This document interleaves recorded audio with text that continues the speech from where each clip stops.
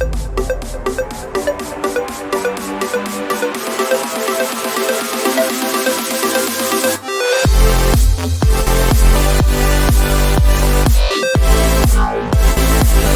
Friends, welcome back to my channel.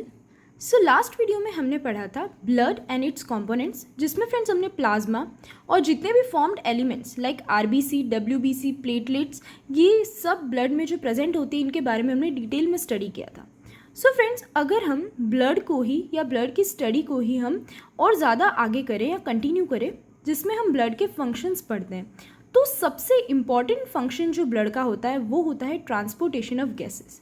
जो हमारी body में ऑक्सीजन एंड कार्बन डाइऑक्साइड, इनका जो ट्रांसपोर्टेशन होता है वो किसके थ्रू होता है? ब्लड का काम होता है। वो ब्लड ही उनको ट्रांसपोर्ट करता है लंग्स एंड लंग्स से टिश्यूज़ तक, हर एक इंडिविजुअल सेल तक ले जाने का काम। सो सबसे पहले हम पढ़ेंगे फ्रेंड्स ऑक्सीजन का ब्लड के थ्रू ट्रांसपोर्टेशन, लाइक ऑक्सीजन को ब्लड कैसे ट्रांसपोर्ट करता है, किस फॉर्म में करता है, एंड देन कार्बन डाइऑक्साइड को भी सेम कैसे ट्रांसपोर्ट करता है वो, या कैसे ही लंग्स से सेल्स तक गैसेस का क्या होता है, एक्सचेंज होता है।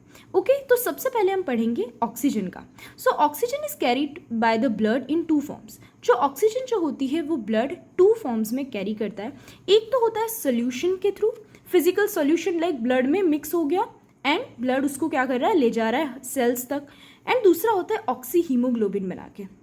सो सबसे पहले सॉल्यूशन कैसे होता है? तो फ्रेंड्स, जो वाटर, ऑब्वियसली हमने लास्ट वीडियो में देखा था कि ब्लड में प्लाज्मा प्रेजेंट होता है एंड प्लाज्मा में 90 to 92% क्या होता है, वाटर प्रेजेंट होता है। तो वाटर में स्लाइटली सोल्यूबल होती है ऑक्सीजन। तो 3% जो ऑक्सीजन होती है वो ब्लड में क्या हो जाती है, मिक्स हो जाती है, सॉल्युबल होती है, तो उसमें मिक्स हो जाती है, डिजॉल्व हो जाती है, और प्लाज्मा के थ्रू ही लाइक सिंपल फिजिकल सॉल्यूशन की तरह ही ऑक्सीजन क्या करती है, ब्लड जो होता है उसको कैरी करके ले जाता है बॉडी सेल्स तक, जो हमारे टिश्यूज़ के सेल्स हैं। एक तो ये हो गया, बट ओनली 3% ऑक्सीजन के साथ ही ये होता है। नेक्स्ट सेकंड जो होता है वो होता है ऑक्सी हीमोग्लोबिन का फॉर्मेशन। तो ये क्या होता है? तो बल्क में हम देखें या मोस्टली 97% जो ऑक्सीजन जो होती है वो डिफ्यूज़ हो जाती है किसमें, प्लाज्मा से एरिथ्रोसाइट्स में, मतलब आरबीसीज में। जो प्लाज्मा है, प्लाज्मा से जितनी भी 97% जो ऑक्सीजन होगी वो अंदर आरबीसी के अंदर डिफ्यूज़ हो जाएगी, डिफ्यूजन होगा।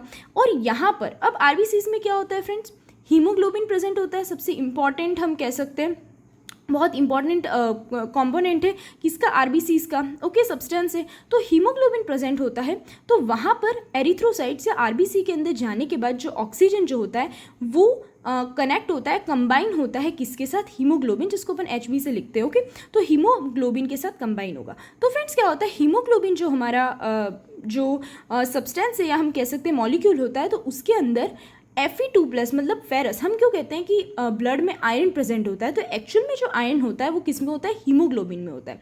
हीमोग्लोबिन जो है उसके अंदर कितने 4 Fe2+ मतलब 4 आयन के आयंस जो होते हैं वो प्रेजेंट होते हैं। फेरस आयंस जो होते हैं वो कितने, 4 होते हैं। इसका मतलब क्या हुआ कि 4 Fe2+ जो आयंस हैं उनके साथ एक एक ऑक्सीजन मॉलिक्यूल जुड़ जाएगा। मतलब एक हीमोग्लोबिन जो है, एक हीमोग्लोबिन के साथ कितने जुड़ सकते हैं, 4 ऑक्सीजन के मॉलिक्यूल्स जो हैं वो क्या हो सकते हैं, कंबाइन हो सकते हैं। तो फेरस आयंस इन आयन के मॉलिक्यूल्स के साथ, ओके, इन आयंस के साथ जुड़ करके जो ऑक्सीजन जो होता है वो क्या बनाता है, ऑक्सी हीमोग्लोबिन। ऑक्सीजन और हीमोग्लोबिन जुड़ करके ऑक्सी हीमोग्लोबिन का फॉर्मेशन करते हैं, और इसी प्रोसेस को हम क्या बोलते हैं, ऑक्सीजनेशन बोलते हैं। तो वही जो मैंने अभी एक्सप्लेन किया कि एक हीमोग्लोबिन के मॉलिक्यूल में कितने होते हैं, 4 Fe2+ आयंस प्रेजेंट होते हैं, और हर एक Fe2+ आयन जो होता है वो क्या करता है, एक ऑक्सीजन मॉलिक्यूल के साथ जुड़ता है। इसका मतलब क्या होगा कि हीमोग्लोबिन में कितने ऑक्सीजन, एक हीमोग्लोबिन के मॉलिक्यूल में कितने जुड़ सकते हैं, 4 ऑक्सीजन के मॉलिक्यूल्स जुड़ सकते हैं। ओके, तो Hb4 हमने 4 क्यों लिखे, 4 Fe2+ आयंस हैं इसलिए। तो अभी ये डीऑक्सीजनेटेड है, ऑक्सीजनेशन नहीं हुआ है, ऑक्सीजन नहीं जुड़ी हुई है। तो इस डीऑक्सीजनेटेड हीमोग्लोबिन के साथ जब 4 मॉलिक्यूल्स जुड़ते हैं किसमें, इनके साथ दोनों में रिएक्शन होती है, दोनों कंबाइन होते हैं, तो क्या होता है, ऑक्सी हीमोग्लोबिन का फॉर्मेशन होता है जिसको हम बोलते हैं Hb4O8। ओके, नाउ फ्रेंड्स यही रिएक्शन उल्टी भी होती है। क्यों? क्योंकि जब टिश्यूज़ में जाता है तो टिश्यूज़ में लाइक लंग्स, हमारे यहाँ पर हमारी बॉडी में क्या होता है, जो ऑक्सीजन जो है ब्लड उसको लंग्स से कहाँ पर ले जाएगा, टिश्यूज़ में ले जाएगा। एंड टिश्यूज़ में जा करके हमारा क्या होता है, नेक्स्ट प्रोसेस होती है, किसकी प्रोसेस होती है, रेस्पिरेशन की। हर एक सेल रेस्पिरेशन करता है, तो हर एक सेल में रेस्पिरेशन मीन्स क्या होता है फ्रेंड्स, ऑक्सीडेशन। ऑक्सीडेशन मीन्स क्या होगा, जो ग्लूकोज होगा उसके साथ ऑक्सीजन कंबाइन होती है। ओके, एंड वो किस में कन्वर्ट करती है, क्या रिलीज करती है, carbon dioxide, water and energy release हो जाता है। तो सेम क्या होता है, इसका ही उल्टा यहाँ पर होगा। लाइक लंग्स में क्या होगा, डीऑक्सीजनेटेड ब्लड जो है, सॉरी डीऑक्सीजनेटेड जो हीमोग्लोबिन है वो ऑक्सीजन के साथ मिलेगी, कंबाइन करेगी और ऑक्सीजनेशन करके क्या बनाएगी, ऑक्सी हीमोग्लोबिन बनाएगी। और ये क्या होगा, लंग्स के अंदर ये होगा। टिश्यूज़ तक जब ब्लड पहुंचेगा तो यहाँ पर क्या होगी, जस्ट उल्टी प्रोसेस होगी कि ब्लड में टिश्यूज़ आ गए तो यहाँ पर ब्लड क्या करेगा, जस्ट ऑपोजिट रिएक्शन करेगा कि ऑक्सी हीमोग्लोबिन जो है वो ऑक्सीजन निकाल देगा और डीऑक्सीजनेटेड हीमोग्लोबिन रह जाएगा। मतलब वही जो ऑक्सीजन है वो अब क्या हो जाएगा, टिश्यूज़ के अंदर, सेल्स के अंदर डिफ्यूज़ हो जाएगा और हीमोग्लोबिन तो हमारे ब्लड में ही रहेगा। ओके, तो ये रिएक्शन होती है ना। हीमोग्लोबिन जो होता है फ्रेंड्स, जब वो क्या होता है, नॉर्मली जब डीऑक्सीजनेटेड है तो वो डार्क रेड कलर होता है, और जब ऑक्सी हीमोग्लोबिन है मतलब उसके अंदर ऑक्सीजनेशन हो जाता है, ऑक्सीजन मिल जाती है, तो उसके बाद ब्राइट रेड कलर का ऑक्सी हीमोग्लोबिन होता है। ओके, नाउ मेन पॉइंट अब यहाँ पर आता है कि ऑक्सी हीमोग्लोबिन का लंग्स में फॉर्मेशन कैसे होता है। लंग्स में फॉर्मेशन हो रहा है, ये हमारा हुआ था। सो यहाँ पर एक्चुअल में 3 फैक्टर्स इसको अफेक्ट करते हैं। एक तो क्या होता है कि ब्लड की नॉर्मल पीएच होती है, मतलब 7.4 ये नॉर्मल पीएच है, तो इतनी पीएच होनी चाहिए ब्लड की, तो उस टाइम पे ऑक्सी हीमोग्लोबिन का फॉर्मेशन होता है। देन कंपैरेटिवली लो टेम्परेचर होता है, लोअर टेम्परेचर होता है, किससे, हमारी बॉडी के दूसरे पार्ट्स में जितना टेम्परेचर है उससे लंग्स के अंदर या फिर क्या बोलते हैं ब्लड में क्या होता है, लोअर टेम्परेचर होता है, जिससे ऑक्सी हीमोग्लोबिन का फॉर्मेशन होता है।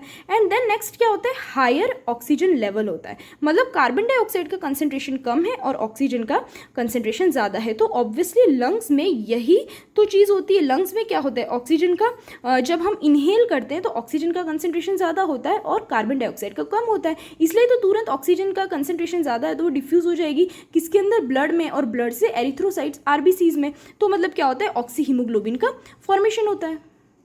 अब ये चीज़ कहाँ हुई फ्रेंड्स, ये हमने देखा ऑक्सीजनेशन वो कहाँ पर हुआ, लंग्स में हुआ। अब इसका जस्ट ऑपोजिट भी होगा टिश्यूज़ में, जैसे कि हमने अभी देखा था। तो ऑक्सी हीमोग्लोबिन जो है वो टिश्यूज़ में आकर अब डिसोसिएट कैसे होगा, वापस से हीमोग्लोबिन तो टिश्यूज़ के अंदर जाएगा नहीं, हीमोग्लोबिन तो ब्लड में ही रहने वाला है। मतलब वापस से हमको हीमोग्लोबिन और ऑक्सीजन को तोड़ना है, अलग अलग करना है, और ऑक्सीजन को क्या करना है, वापस से उसमें किस में चली जाएगी, वो सेल्स के अंदर डिफ्यूज़ हो जाएगी। तो यहाँ पर अगेन जस्ट हमने जो 3 फैक्टर्स पढ़े थे उसके ही ऑपोजिट फैक्टर्स, मतलब ऑपोजिट जो कंडीशंस होती है वो इस जगह पे अप्लाई होती है, टिश्यूज़ के पास अप्लाई होती है। यहाँ पर क्या होता है, पीएच जो होती है वो स्लाइटली एसिडिक होती है और इंक्रीज हो सकते हैं। क्यों? क्योंकि H+ आयंस, H+ कंसनट्रेशन जो होता है वहाँ पर ब्लड का ज़्यादा होता है ब्लड के अंदर, तो स्लाइटली एसिडिक पीएच में क्या होता है, डिसोसिएशन होता है किसका, ऑक्सी हीमोग्लोबिन का। देन क्यों होता है वो अभी हम आगे देखेंगे। देन कार्बन डाइऑक्साइड जो प्रोड्यूस हो रही है सेल्स में, अभी हमने देखा था कि ऑक्सीजन ब्लड क्या करेगा, सेल्स तक ले जाएगा, तो ये ऑक्सीजन क्या करेगी, ग्लूकोज जो हमारा फूड है उसको क्या करेगी, ऑक्सीडेशन करेगी। मतलब हमारा जो ये रेस्पिरेशन की फ्रेंड्स रिएक्शन होती है हमारी, क्या होती है, C6H12O6, यही होता है हमारा क्या, ग्लूकोज। इसका क्या होगा, ऑक्सीडेशन होगा, और ऑक्सीडेशन करके ये क्या रिलीज करता है, CO2 रिलीज करता है, प्लस H2O वाटर मॉलिक्यूल्स निकलते हैं, और प्लस क्या निकलता है, एनर्जी जो होती है वो रिलीज होती है। ओके, सो क्या हुआ, ऑक्सीडेशन हुआ। तो अब ऑक्सीजन जो है वो इसके साथ क्या करेगी, मिक्स हो जाएगी, मतलब ऑक्सीडेशन करेगी और कार्बन डाइऑक्साइड को रिलीज करेगी। तो अब कार्बन डाइऑक्साइड जो सेल्स में क्या हो रही है, प्रोड्यूस हो रही है, वो क्या होगी, अगेन ब्लड में डिफ्यूज होगी। वो भी तो सेल से निकलेगी, क्योंकि कार्बन डाइऑक्साइड को हमारी बॉडी से हमको एलिमिनेट करना ज़रूरी है।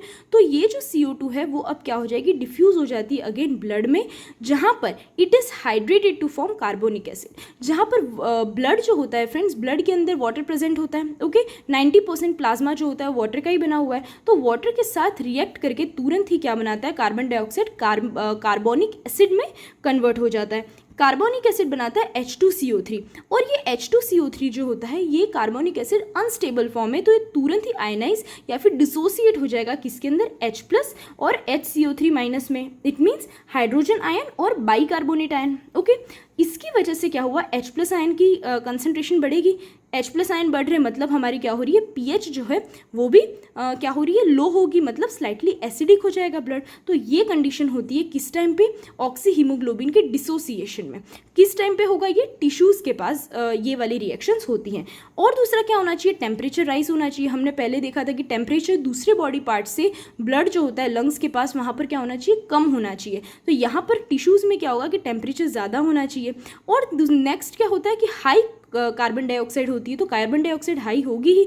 क्यों हायर कंसंट्रेशन होगा कार्बन डाइऑक्साइड का, क्योंकि फ्रेंड्स इसका रीज़न क्या है, क्योंकि कार्बन डाइऑक्साइड जो प्रोड्यूस हो रही है सेल्स में वो तुरंत डिफ्यूज़ होकर के ब्लड में ही तो मिल रही है। तो मतलब ब्लड में, टिश्यूज़ के पास हमेशा ब्लड में कार्बन डाइऑक्साइड का लेवल ज़्यादा होगा और ऑक्सीजन का कंसंट्रेशन कम होगा। तो इसके अकॉर्डिंग फ्रेंड्स ये होता है, क्या होता है, ऑक्सी हीमोग्लोबिन जो है वो डिसोसिएट हो जाएगा। तो ये तो हो गया हमारा ट्रांसपोर्ट ऑफ ऑक्सीजन। ऑक्सीजन इस टाइप से लंग्स से लेकर के क्या होती है, जो हमारे ब्लड जो होता है उसको ट्रांसपोर्ट करके ले जाता है कहाँ पर, टिश्यू सेल्स तक, और वो वहाँ जाकर अगेन डिफ्यूज़ हो जाती है और रेस्पिरेशन करती है। ओके, ऑक्सीडेशन करती है। एंड इस टाइप से ऑक्सीजन का ट्रांसपोर्ट तो फ्रेंड्स हमने पढ़ लिया। अब नेक्स्ट जो है वो है हमारा कार्बन डाइऑक्साइड का ट्रांसपोर्ट।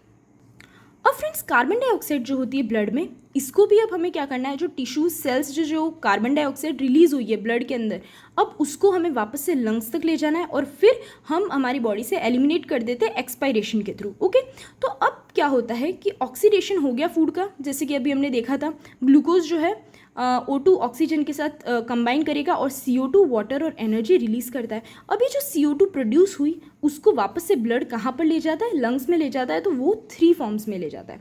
एक तो होता है फिजिकल सॉल्यूशन, जैसे ऑक्सीजन का भी था कि प्लाज्मा में थोड़ी सी घुल गई, स्लाइटली सॉल्यूबल है। तो सेम वैसे ही क्या होता है कि स्मॉल अमाउंट ऑफ जो CO2 होती है, अबाउट 7%, वो डिजॉल्व हो जाती है प्लाज्मा में और फिजिकल सॉल्यूशन की तरह ही, एक सॉल्यूशन की तरह ही वो लंग्स तक चली जाती है। देन सेकेंड होती है बाइकार्बोनेट आयन की। तो 70% जो CO2 है वो क्या करती है, ये भी एरिथ्रोसाइट्स मतलब हमारे रेड ब्लड कॉर्पसल्स के अंदर एंटर करती है, जहाँ पर ये वाटर के साथ मिक्स होगी। वाटर तो RBCs के अंदर भी होता है, वहाँ पर मिक्स करके ये क्या बनाएगी, अगेन कार्बोनिक एसिड H2CO3 का ही फॉर्मेशन होगा। और यहाँ पर एक एंजाइम होता है फ्रेंड्स जो इस रिएक्शन में हेल्प करता है, जिसका नाम है कार्बोनिक एनहाइड्रेस। एक जिंक कंटेनिंग एंजाइम होता है, मतलब इसके अंदर जिंक प्रेजेंट होता है। तो ये क्या करता है, जो कार्बन डाइऑक्साइड है वो H2O के साथ मिलकर कार्बोनिक एसिड बनाती है with the help of carbonic anhydrase, इस एंजाइम की वजह से। अब कार्बोनिक एसिड, अभी हमने आगे ये वाली चीज़ें देखी थी फ्रेंड्स थोड़ी देर पहले। तो कार्बोनिक एसिड जो है वो अनस्टेबल है, जिसकी वजह से ये अगेन डिसोसिएट हो जाएगा किसके अंदर, बाइकार्बोनेट आयंस में और हाइड्रोजन आयंस में। अब हाइड्रोजन आयंस जो होते हैं वो क्या करते हैं, प्रोटीन्स जो होते हैं वो अपने साथ जोड़ देते हैं। आपको अगर फ्रेंड्स आपने लास्ट वीडियो मेरी देखी है ब्लड एंड इट्स कंपोनेंट्स, तो उसमें हमने प्लाज्मा के जब हम पढ़ रहे थे, जब हम क्या कर रहे थे, हम प्लाज्मा के फंक्शंस पढ़ रहे थे, तो प्लाज्मा प्रोटीन्स के भी फंक्शंस पढ़े थे। तो फ्रेंड्स उसमें हमने पढ़े थे कि जो प्रोटीन्स होते हैं वो हाइड्रोजन आयन के साथ क्या होते हैं, कंबाइन हो जाते हैं। तो हाइड्रोजन आयंस जो होते हैं वो तो प्रोटीन्स उनके साथ जोड़ लेंगे, और बाइकार्बोनेट आयंस जो होते हैं वो बेसिस के साथ जुड़ जाते हैं। तो सोडियम और पोटेशियम, ये जो आयंस होते हैं ये सबसे ज़्यादा हमारे ब्लड में प्रेजेंट होते हैं नॉर्मली।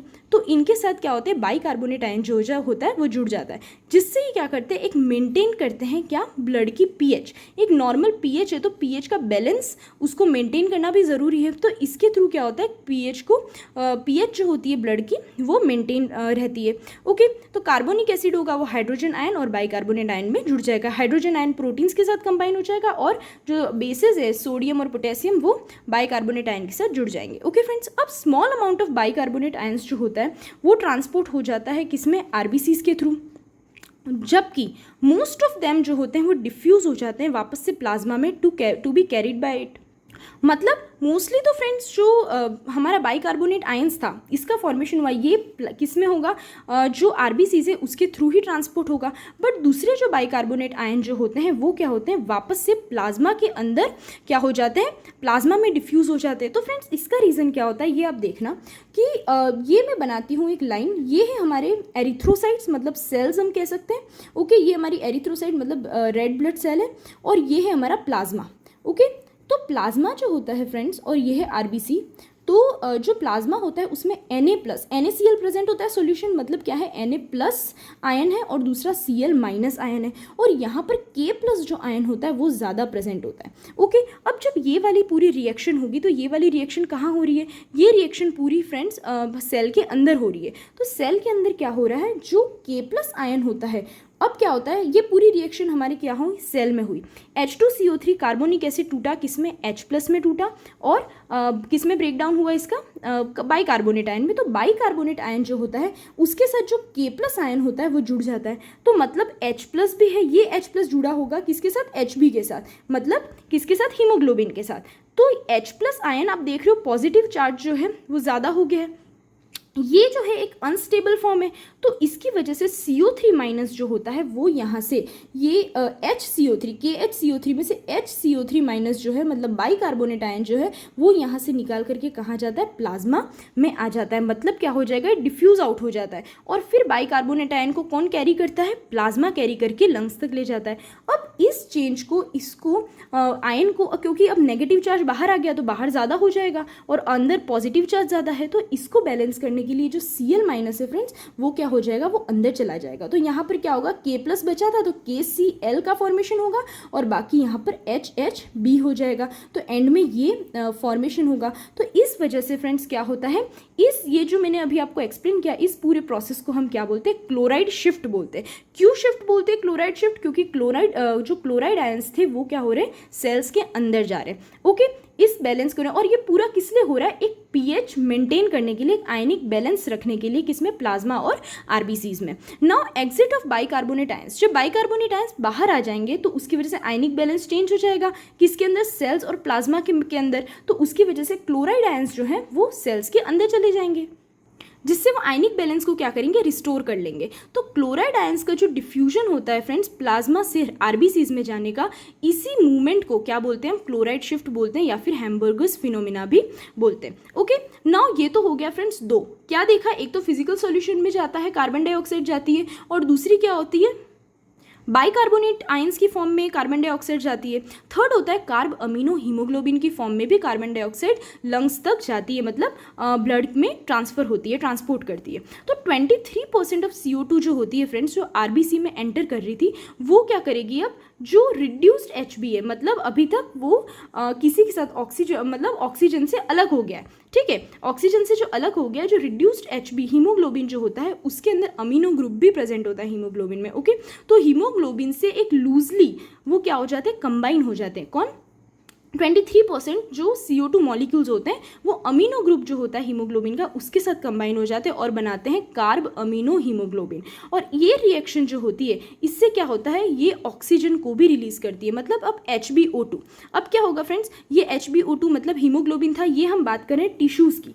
टिश्यूज़ में क्या होगा कि टिश्यूज़ में हीमोग्लोबिन आया, ऑक्सीजन के साथ आया, ये हम बात कर रहे हैं, और CO2 मतलब अभी हम क्या किसकी बात कर रहे हैं फ्रेंड्स, लाइक ये सेल है और यहाँ से क्या आ रहा है, ब्लड की एक ब्लड वेसल आ रही है हमारी और यहाँ पर है, तो इस जगह पे ये जो एरिया होगा, इस एरिया में क्या होगा, हमने पहले ही देखा था, कार्बन डाइऑक्साइड जो है इसका कंसंट्रेशन ज़्यादा होगा और ऑक्सीजन का कम होगा, क्योंकि ऑक्सीजन यहाँ पर क्या है, ऑक्सीजनेटेड हीमोग्लोबिन है। तो ये हीमोग्लोबिन जो होगा इसके साथ ये CO2 जो है अब वो एरिथ्रोसाइट्स में एंटर करेगी, तो क्या करेगी, O2 को डिस्प्लेस कर देगी और क्या होगा, HbCO2 मतलब कार्ब अमीनो हीमोग्लोबिन का फॉर्मेशन होगा और H+ आयन भी रिलीज होते हैं फ्रेंड्स, और ऑक्सीजन यहाँ से अलग हो जाएगा। इसी की वजह से क्या होगा, ये ऑक्सीजन अब अगेन सेल्स के अंदर एंटर कर देगा। तो एक तरह से इजीली ऑक्सीजन को रिलीज करने में भी ये रिएक्शन जो होती है, कार्ब अमीनो हीमोग्लोबिन का फॉर्मेशन जो होता है वो हेल्प करता है। ओके, नाउ हीमोग्लोबिन, अब फ्रेंड्स ये तो हमने तीनों देख लिए, फॉर्मेशन की इन फॉर्म के थ्रू जो कार्बन डाइऑक्साइड जो है वो क्या करती है, ट्रांसपोर्ट होती है टिश्यूज से लंग्स तक। अब नेक्स्ट क्या है, एक इंपॉर्टेंट पॉइंट है कि हीमोग्लोबिन जो है वो एज अ बफर काम करता है। बफर का मतलब क्या होता है, जो एसिडिक और बेसिक दोनों ही कैरेक्टर शो करें। तो एसिडिटी जो होती है किसी भी ब्लड की वो किस लिए होती है, तो H+ आयंस जो होते हैं वो क्या करते हैं, H+ आयन की प्रेजेंस क्या करेगी, ब्लड को एसिडिक बनाएगी। अगर H+ आयन का कंसंट्रेशन बढ़ गया है मतलब ब्लड जो है वो एसिडिक हो गया, तो उसमें क्या होता है कि मोस्टली जो H+ आयंस जो होते हैं वो क्या करते हैं, वो जुड़ जाते हैं, वो न्यूट्रलाइज करने का काम कौन करता है, हीमोग्लोबिन हीमोग्लोबिन। हीमोग्लोबिन जो होता है फ्रेंड्स वो ऑक्सी हीमोग्लोबिन में प्रेजेंट होता है। मतलब ऑक्सी हीमोग्लोबिन क्या है, वो नेगेटिव चार्ज है इसके ऊपर, मतलब एज अ बेस काम कर रहा है। HbO2 माइनस क्या है, ये नेगेटिव चार्ज है, कॉम्बिनेशन होता है किसका, नेगेटिवली चार्ज मॉलिक्यूल के साथ। तो इसके साथ जुड़ करके न्यूट्रलाइज हो जाता है और क्या बना लेता है, HHB बना देता है। मतलब HHB क्या है, ये H+ आयन हीमोग्लोबिन के साथ जुड़ा हुआ है, मतलब ये एसिड हीमोग्लोबिन है और ऑक्सीजन रिलीज हो जाती है। तो ये क्या करता है, एसिडिक बना लिया किसको, किसको बनाया, एसिडिक ब्लड को। तो यहाँ पर फ्रेंड्स हीमोग्लोबिन ने किसकी तरह काम किया है, एज अ बेस वर्क किया है, ठीक है। और यहाँ पर क्या हुआ, एसिड हीमोग्लोबिन का फॉर्मेशन हुआ। इसकी वजह से क्या होता है, एसिडिटी जो होती है ब्लड की वो भी रिड्यूस हो जाती है और एडिशनल ऑक्सीजन जो है वो भी रिलीज हो गई। ऑक्सीजन भी रिलीज करने में इस रिएक्शन ने हेल्प करी और जो H+ आयन था वो हीमोग्लोबिन के साथ जुड़ गया। तो जो फ्री H+ आयन्स थे ब्लड में वो कम हो गए इसके साथ जुड़ने से, मतलब एसिडिटी जो है ब्लड की वो भी कम हो गई। नाउ अब अगर ब्लड जो है वो ज़्यादा ही बेसिक हो गया, बेसिक नेचर जो है वो बेस ज़्यादा ही इंक्रीज हो गया है ब्लड के अंदर, तो क्या होता है फ्रेंड्स, यही एसिडिक जो एसिड हीमोग्लोबिन है वो डिसोसिएट हो जाएगा। तो यहाँ पर हीमोग्लोबिन जो है वो एज अ एसिड काम कर रहा है, ओके। और H+ आयन रिलीज कर देगा हीमोग्लोबिन में और अलग हो जाएगा, मतलब ब्लड में H+ आयन वापस आ गए और हीमोग्लोबिन अलग हो गया। तो फ्रेंड्स हमने देखा हीमोग्लोबिन एसिड भी और बेस भी दोनों की तरह ही काम कर रहा है। मतलब ये एज अ बफर क्या करता है, एक्ट करता है, रोल प्ले करता है अपना। तो इसकी वजह से एसिड जो हीमोग्लोबिन जो होता है उसको हम क्या बोलते हैं, बफर कहते हैं। और ऐसा सब्सटेंस जो pH को क्या करता है, फ्लक्चुएट होने से क्या करता है, उसको फ्लक्चुएट होने से फ्रेंड्स क्या करता है, प्रिवेंट करता है। मतलब pH ऊपर जा रही है, कम जा रही है, मतलब ज़्यादा बेसिक हो रहा है या एसिडिक हो रहा है, उस pH लेवल को भी ये क्या करता है, मेंटेन करता है। अब क्या होगा, ये CO2 जो है वो वेनस ब्लड मतलब क्या होता है फ्रेंड्स, जो वेन्स में ब्लड जा रहा है, मतलब डीऑक्सीजनेटेड ब्लड है, कार्बन डाइऑक्साइड जुड़ी हुई उसमें प्रेजेंट है। तो वेनस ब्लड जो होता है वो क्या होता है, कार्बन डाइऑक्साइड से फिल्ड है। ये टिश्यूज से अब वापस कहाँ जाएगा, लंग्स तक जाएगा। किसके थ्रू, हार्ट क्या है, पंपिंग ऑर्गन है जो क्या करेगा, ब्लड को लंग्स से टिश्यूज से ब्लड पूरे टिश्यूज से लंग्स वापस से पूरी हमारी बॉडी में क्या करता है, उसको पंप करता है, उसको प्रॉपरली फ्लो करवाता है। किसको, ब्लड को। तो ये हार्ट का ही काम होता है। तो वाया हार्ट ये जो लंग्स में वापस से जाती है टिश्यूज से जो कार्बन डाइऑक्साइड होती है, यहाँ पर ये अगेन ऑक्सीजनेटेड होता है। मतलब वापस से अब क्या होगा फ्रेंड्स, हीमोग्लोबिन वापस से ऑक्सीजन के साथ जुड़ेगा। वही जो हमने ट्रांसपोर्ट ऑफ ऑक्सीजन में फर्स्ट रिएक्शन पढ़ी थी, वापस से वही प्रोसेस अगेन ये स्टार्ट होगी। यहाँ पर ऑक्सीजनेशन जो होता है वो हेल्प करता है किसमें, CO2 रिलीज करने में। जस्ट हमने जैसे देखा था कि कार्बन डाइऑक्साइड के जुड़ने के लिए, मतलब जो डीऑक्सीजनेशन जो होता है वो क्या करता है, ऑक्सीजन को रिलीज करने में हेल्प करता है। वैसे ही सेम ऑक्सीजनेशन जो है वो कार्बन डाइऑक्साइड को रिलीज करने में हेल्प करता है। और यहाँ पर CO2 जो होती है अगेन फिर क्या होती है, एक्सपायरेशन के थ्रू हमारी बॉडी से लंग से एलिमिनेट हो जाती है। ओके फ्रेंड्स, तो यहाँ पर हमने इस वीडियो में दोनों ही ट्रांसपोर्टेशन ऑफ गैसेस पढ़े, जिसमें ऑक्सीजन का लंग्स से टिश्यूज तक और कार्बन डाइऑक्साइड का फ्रेंड्स टिश्यूज से लंग्स तक कैसे ट्रांसपोर्ट होता है ये हमने फिनिश किया। Okay, now if you find any doubt related to this topic then you can ask me in the comment box. Thank you so much.